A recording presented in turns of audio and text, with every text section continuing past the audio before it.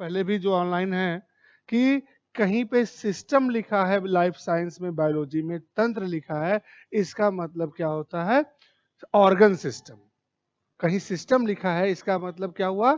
Organ system. और organ system means क्या होता है?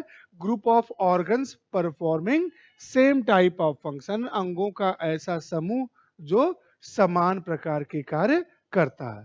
तो यहाँ भी कुछ अंगों के बारे में देखेंगे सुनेंगे जो समान प्रकार के कार्य करते हैं, और वो समान प्रकार का कार्य क्या है? रेस्पिरेशन है, श्वसन है। अब हम लोग डिस्कस कर रहे हैं कि श्वसन होता क्या है। ठीक है, ऑनलाइन वालों आप भी बताओ, मैसेज करो कि केवल पीछे से रुक गया तो सर पीछे से शुरू करिए, और रिप्लाई कौन करेगा? ठीक, तो रेस्पिरेशन क्या होता है? तो मैं बता रहा था कि अगर आपको इक्वेशन से अगर आपको पता करना है तो ये होता है ग्लूकोज, ये है ऑक्सीजन, यानी ग्लूकोज का क्या हुआ? ऑक्सीडेशन हुआ, ऑक्सीकरण हुआ, और क्या बना? कार्बन डाइऑक्साइड, जल तथा हाई अमाउंट में एनर्जी। मीन्स श्वसन क्या होता है? ऑल दोज, समझिएगा, all those physical and chemical process. Physical, भौतिक और रासायनिक क्रिया क्या होती है आप जानते होंगे, 6-7 में पढ़े होंगे।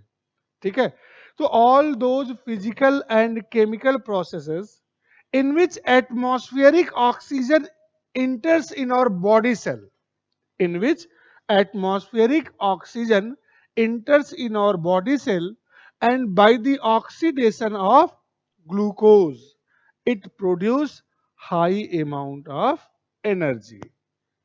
ठीक है, बाई प्रोडक्ट बताना चाहो तो बता दो कि ये बना और ये बना, नहीं बताना चाहो तो कोई बात नहीं। श्वसन उन सभी भौतिक एवं रासायनिक क्रियाओं को कहते हैं, लिख लो, लिखो लिखो लिखो। श्वसन उन सभी, अब हिंदी में लिखवा रहे हैं तब तक इंग्लिश वाले ये लिख लीजिएगा इक्वेशन, और इंग्लिश में लिखवाएंगे तो हिंदी वाले लिख लीजिएगा। श्वसन उन सभी भौतिक एवं रासायनिक क्रियाओं को कहते हैं, श्वसन उन सभी भौतिक एवं रासायनिक क्रियाओं को कहते हैं जिसमें वातावरण या वायुमंडल की ऑक्सीजन, जिसमें वातावरण या वायुमंडल जो लिखना चाहें कि ऑक्सीजन शरीर की विभिन्न कोशिकाओं में पहुंचकर, शरीर की विभिन्न कोशिकाओं में पहुंचकर ग्लूकोज के ऑक्सीकरण द्वारा, ग्लूकोज के ऑक्सीकरण द्वारा जल, कार्बन डाइऑक्साइड, ग्लूकोज के ऑक्सीकरण द्वारा जल, कार्बन डाइऑक्साइड एवं अत्यधिक मात्रा में ऊर्जा उत्पन्न करती है। All those physical and chemical process, all those physical and chemical process in which atmospheric oxygen, छूट रहा है तो थोड़ा वेट करेंगे फिर घूम के हिंदी में बोलेंगे, ऐसा नहीं बोल दिए तो नहीं बोलेंगे। All those physical and chemical process in which atmospheric oxygen enters in our body cells, enter in our body cells, and by the oxidation of glucose, and by the oxidation of glucose it produce CO2, H2O and high amount of energy। श्वसन उन सभी भौतिक एवं रासायनिक क्रियाओं को कहते हैं जिनमें वातावरण की ऑक्सीजन शरीर की कोशिकाओं में पहुंचकर ग्लूकोज के ऑक्सीकरण द्वारा CO2, H2O एवं अधिक मात्रा में ऊर्जा उत्पन्न करती है।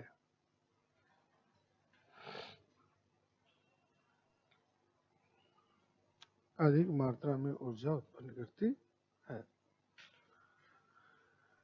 ठीक, हेडिंग डाले ह्यूमंस रेस्पिरेटरी ऑर्गन्स, मानव के श्वसन अंग। ह्यूमंस रेस्पिरेटरी ऑर्गन, मानव के श्वसन अंग कौन कौन से होते हैं? तो पहला नोजल कैविटी और नॉस्ट्रेल, नाक या नासिका गुहा, नाक या नासिका गुहा, नोजल कैविटी और नॉस्ट्रेल। दूसरा लिखिएगा ग्रसनी फेरिंग्स, ग्रसनी फेरिंग्स।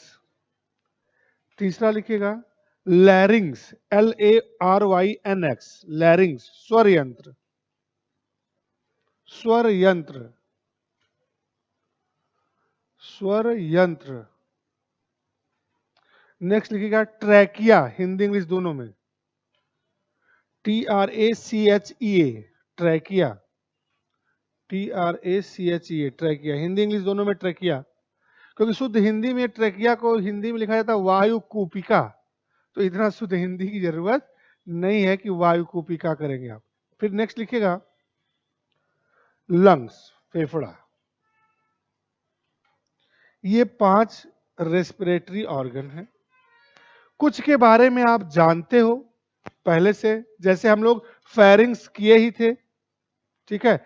नाक या नासिका गुहा का काम कितना होता है, ले जाना अंदर।